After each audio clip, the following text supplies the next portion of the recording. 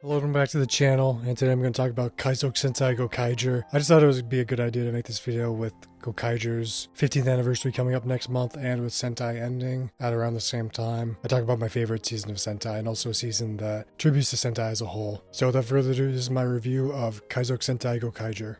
So first, we're going to talk about my impressions about Gokaiger when I first finished watching it 4 years ago. Coming in, I was really intrigued by it. It was my most hyped up season, mostly because I was really interested in Super Mega Force back when it came out in 2014, but that was also around the time I fell out of Power Rangers, so I never ended up watching it. And when I first watched Gokaiger, it immediately hooked me. I loved all the anniversary stuff, all the tributes, but also the fact that it was just a great season overall. The anniversary aspect was an integral part, but you could take the anniversary aspect out and it would still be a good season. I like that all the best episodes weren't the tribute episodes, and the characters were the best, especially Captain Marvelous, and I just liked how interesting of a team they were in comparison to all the others. And I liked Gokaiger so much that 4 months after I finished watching it, I watched it in like December of 2020, and like April of 2021 while Zenkaiger was airing, I rewatched it again. That's how much I liked it, and back then it was easily my favorite season and I've had no faults with it. Now for my impressions after watching it for a third time this past month.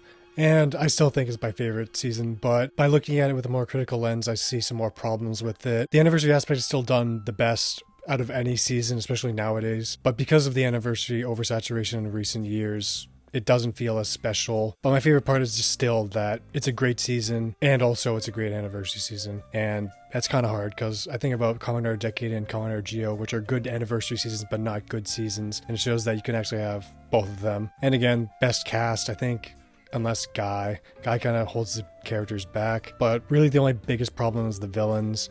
And other than that, best execution of anniversary aspects by far. The Gokai changes are an ingenious addition and still my favorite season. I think Takuger might be close behind now, and there are some problems because I think it kind of falls off around the middle before the last 6 episodes really save it. But overall, an incredibly solid season that's propped up even more by a really satisfying execution of an anniversary aspect. It sucks that it's not special anymore, but it still is my favorite season of Sentai.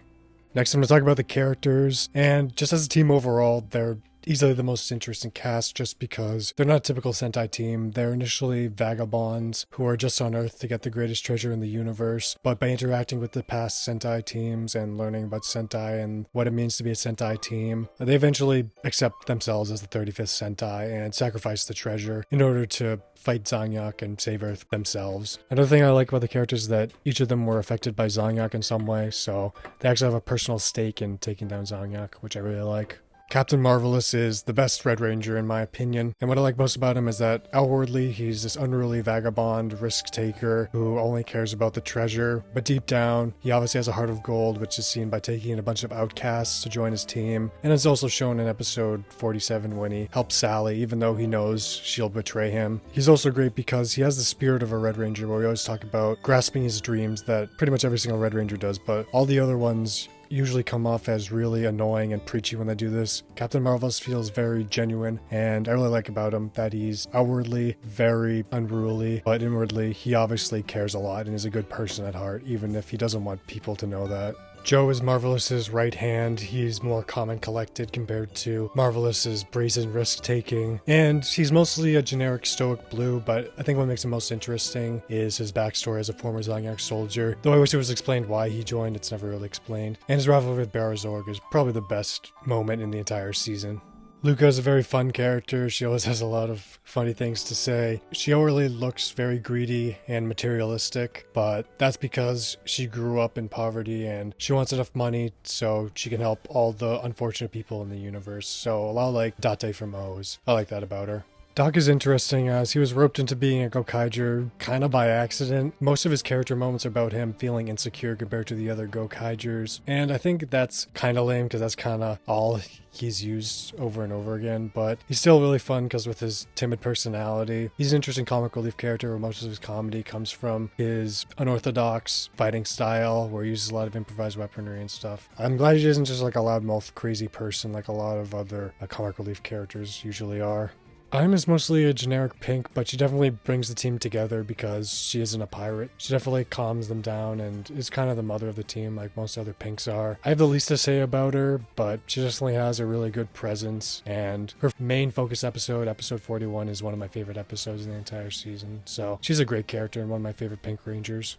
I don't really know how to feel about Guy. He's one step away from being incredibly unbearable, but he's likable enough and has enough character moments, and he fits as a Sentai fanboy in an anniversary season. But he kind of feels unnecessary. I don't really think the team needed him, and I feel like he kind of pulls down the rest of the team because the rest of the team is so good, and he's kind of just decent. I had a comment a while ago in one of my videos asking if I thought any 6 Rangers were unnecessary, and originally I only said Don Dragoku from Dawn Brothers, but I actually might think Guy is also another unnecessary 6 Ranger. I really don't think he brings anything that new. He's mostly a stereotypical Sentai member, and that's kind of different because the team isn't a stereotypical Sentai team, but I don't really think he brings anything new because he's mostly comic relief in like the loudmouth variety that they usually are. And when we already had Dawn, I don't really think he needed him, but he's still likable enough.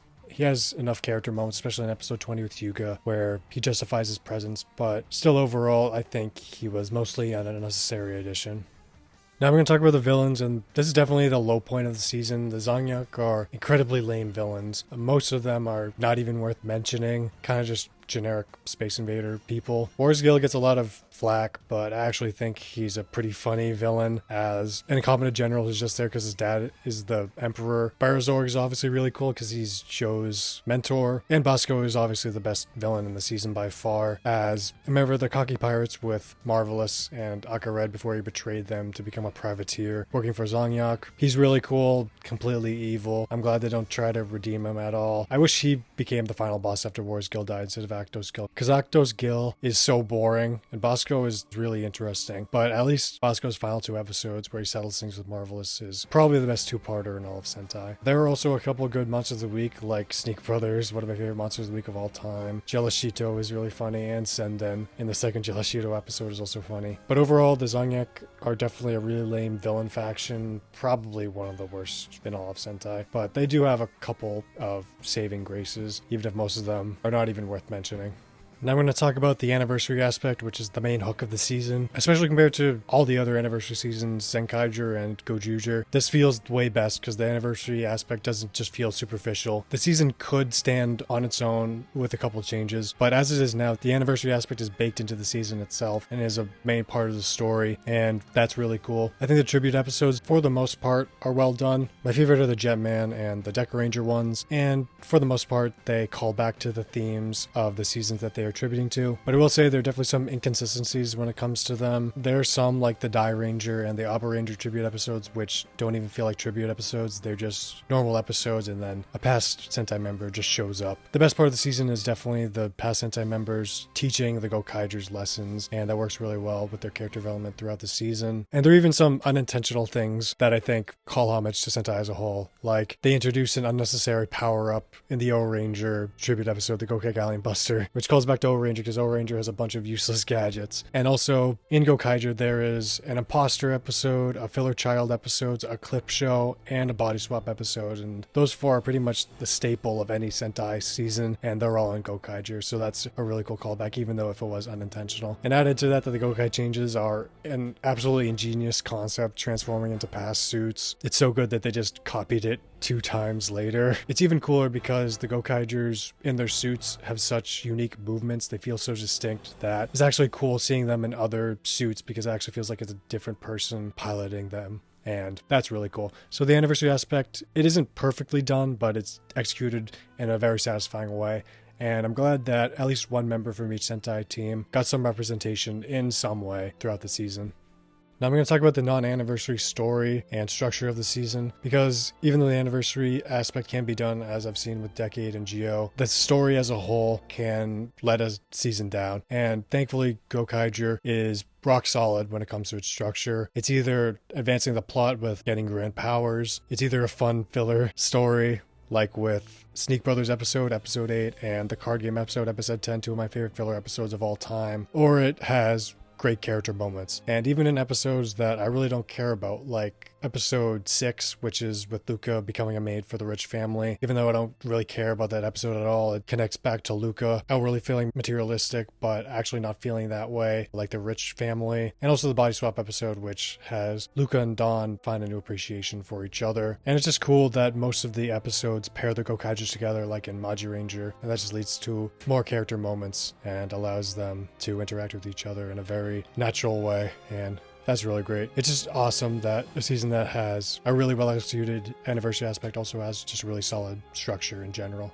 Now we're talking about the aesthetics, which this is probably the best looking season out of them all. The suits are my favorite Sentai suits of all time. They're cool, and they're also a callback to Go Ranger, so it fits the anniversary aspect. The soundtrack is just one of my favorite soundtracks of any show, not just tokusatsu shows, because it distinctly sounds like a pirate soundtrack, but it's also like a triumphant superhero score like all the other Sentai soundtracks are. The opening theme is one of my favorite opening themes in all of Sentai, and Gojujin's insert theme is also probably my favorite insert theme in Sentai now. Gokaiger and Gojujin are pretty cool mecha. Gojujin especially is my favorite mecha of all time, but I will say it is kind of lame that those are the only two mecha, and all the power-ups for Gokaiger are kind of lame. The mecha action also is lamer than usual, even though I'm not a big fan of mecha action here. It seems worse than usual. I think mostly because it's based around using the gimmicky grand powers and they're not that cool. But the non-mecha action is really cool, especially because the Gokaigers use their weapons in very unique ways. And I'm glad the action isn't wholly reliant on using the Gokai changes. It's cool that there's just good action overall.